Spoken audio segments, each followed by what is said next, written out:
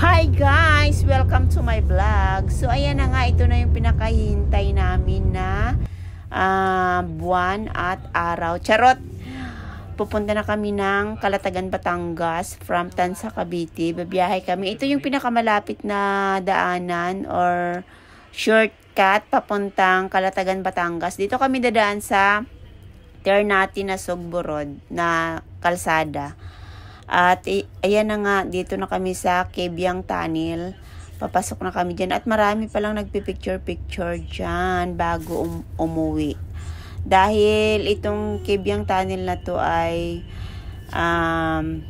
parang kilala to sa mga riders na tambayan or pinupuntahan talaga ng mga riders para makita talaga yung ganda ng view. Ito pala ay tunnel. Yung taas pala niyan ay bundok. Inuka nila yan. Or binutasan para maging kalsada. Or tunnel na kalsada. Ano ba tawag doon? Basta ganon. So, ayan na nga. Nandito na kami sa malapit na kami sa beach ng Ternate, Cavite. Dito yung di ko alam kung Ternate or Maragondon to. Pero nakalagay siya Maragondon. Sakop siya ng Maragondon. Itong ano nga to? Patungan. Patungan Beach. So, ayan, hindi lang Patungan Beach to. Maraming mga beach. Pwede kayong maligo dito. Kaso, medyo pang-panga siya at maraming mga bato-bato. Nakaligo na rin kami sa mga beach dito. At sobrang linis din ng tubig. As in, super talaga.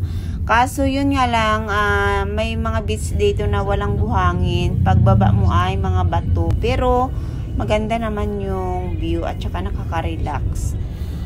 So, ayan na, nakalagpas na kami ng Ternate at nandito na kami sa Nasugbo, Batangas.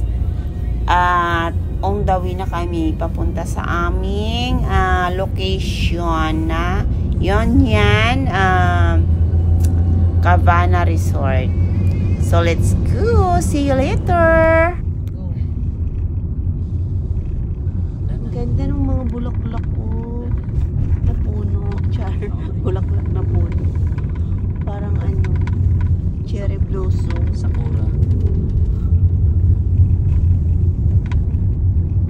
Palusong na kami papuntang Calatagan, Batangas. Calatagan, Batangas. See you later. So, ayan. Palit na ng driver. Napagod na yung isang driver namin. Ayan, nagre-relax na siya. Pinalitan siya ng mas poging driver. So, ayan. Passenger lang kami ng anak ko. Charot! So, ayan na nga. After 3 hours ng biyahe namin, galing Tansa, Cavite to Calatagan, Batangas, ay nakarating na kami dito sa aming hideout. Char! Hideout talaga. Dito sa may, ano ba to? Union Cabana. So, ayan na nga yung kanilang lugar. Sobrang ganda at nakaka-relax talaga. Ang maririnig mo ay mga huni lang ng ibon. At ayan, paakyat na kami dahil medyo mataas pala tong kanilang location dahil parang overview siya or overlooking. At sa kanilang pwesto ay makikita mo yung dagat. Nasa taas na bahagi yung kanilang resort. At ayan yung aming room. May 2 bed at saka may sariling CR, may aircon. At mayroon siyang pintuan papuntang pool. Swimming pool. So, ayan yung 2 bed. Sobrang ganda at sulit naman yung bayad sa 24 hours stay dito sa kanilang lugar or sa kanilang resort. Sobrang ganda at ayan na nga, binuksan ko na yung pintuan papuntang swimming pool. At ayan yung view. Mayroon pala tong 10, hindi ko alam kung anong pangalan yan. Basta mga kubo siya. 10 pirasong ganun. Kaya sobrang limited lang yung kanilang mga guest na binubooking. Ang booking ko pala dito ay almost 2 months. Dahil February pa yung booking ko na nireserve sa kanila. Kasi fully book talaga halos lahat ng malalapit nilang dates na sana ay gagawin ko siyang mahal na araw. Kaso wala na silang date na or slot na available.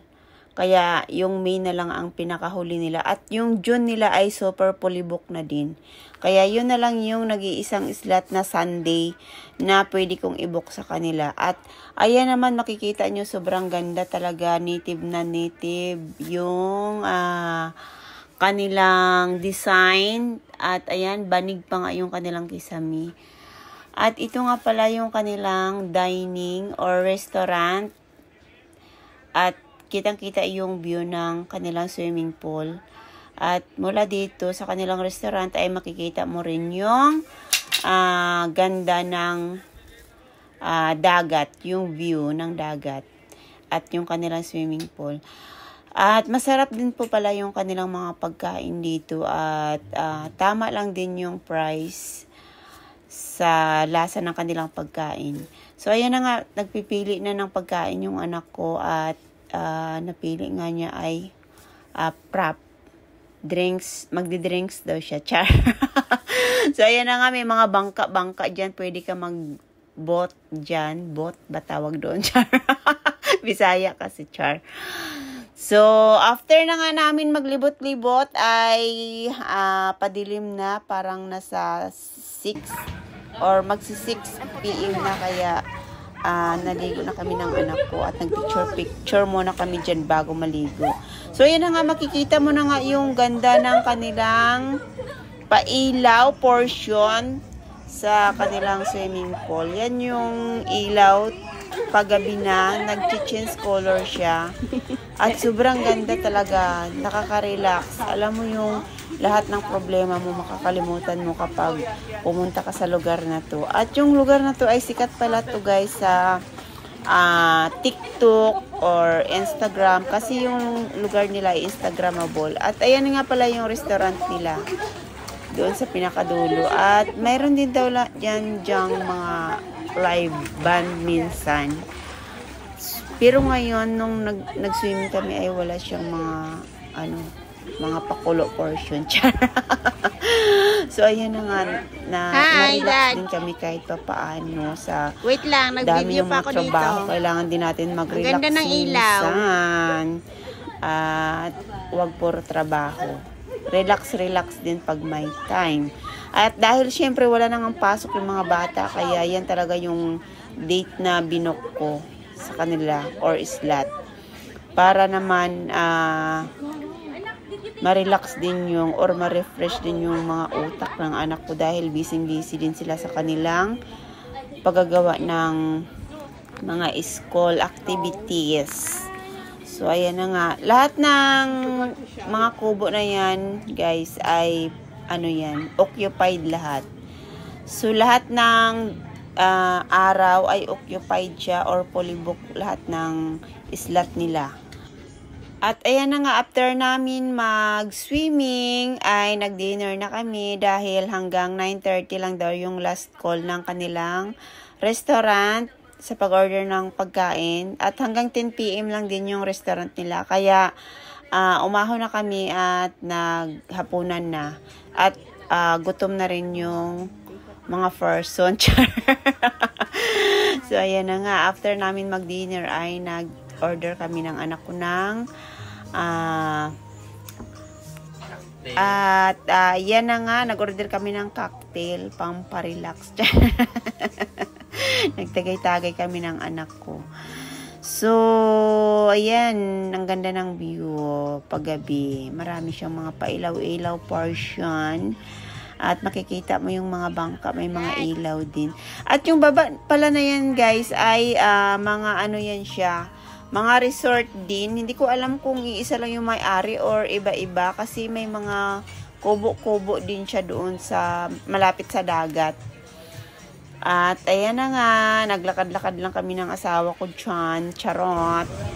At after nga kinabukasan ay ito na yung show. Nag-breakfast na kami. At meron pala silang free breakfast. May free breakfast yung accommodation namin na kinuha. At nakaka-relax talaga. Ayan, may mga duyan. Yung nakikita nyo na nakabitin dyan, duyan yan. Pwede ka magduyan-duyan dyan habang nagiinom ng kape, ganon. Makikita mo yung view na dagat. At yun na nga, dahil malapit na kaming umuwi at hanggang 1 PM lang yung check out namin ay naggala-gala muna kami dyan sa dagat. At para makita din yung ganda ng dagat ng Calatagan, Batangas. Char. Pero ang ganda talaga, sobrang linis ng dagat nila. Ayan o, sobrang linaw ng tubig. At sobrang init na kasi nasa 11 AM na kami pumunta dyan. Dapat maaga kaso tinanghali na kami ng gising. Ang sarap matulog. Char. So, yan na nga, marami din palang naliligo dyan. At yung banda roon, yun pala yung mga kubo na pwede ka mag-rent. Or hindi ko alam kung nire-rentahan yan. Pero kubo-kubo siya at mayroon ding mga nagbe-video okay at mga naliligo. So, ayan, nagre-relax lang kami konti dyan sa dagat bago umuwi. At ang sarap lumanghap ng sariwang hangin galing sa dalampasigan. Ang ganda ng view, oh. So, ayan na nga at with matching holding hands pa yung mga person. So, yan nga pala yung mga anak ko na ayaw magpakuha ng picture sa pilitan. Char. Ayan, naglalakad-lakad din sila. At ayan na nga yung artistahin. Char. Nagpa-video ang person pang reels. Char. At ang ganda pa nga ng ng dagat. Ang sarap tampisaw. Yung dagat nila ay parang hindi siya makati sa balat kasi may mga dagat na kapag lumublob ka ay makati siya sa balat. Pero yung dagat dito hindi talaga. Feel na feel mo talaga yung linis ng dagat nila. So, yan na. Hanggang dito na lang yung aking vlog for today's video. Umahon na yung anak ko. Uuwi na kami. Pupunta na kami sa aming bahay kubo kahit munti. Charot. So, yan na nga. Pauwi na kami. Yan na yung aking last video sa aming 1-day vacation. Galing ng Calatagan, Batangas. Pauwi na kami ng Cavite. Ang ganda ng view, oh. Ano yan siya? Yung horseback riding. Charot. Mga horse farm ata yun kasi maraming kabayo. So, ayan yung anak ko yung nag-drive pa uwi. So, bye!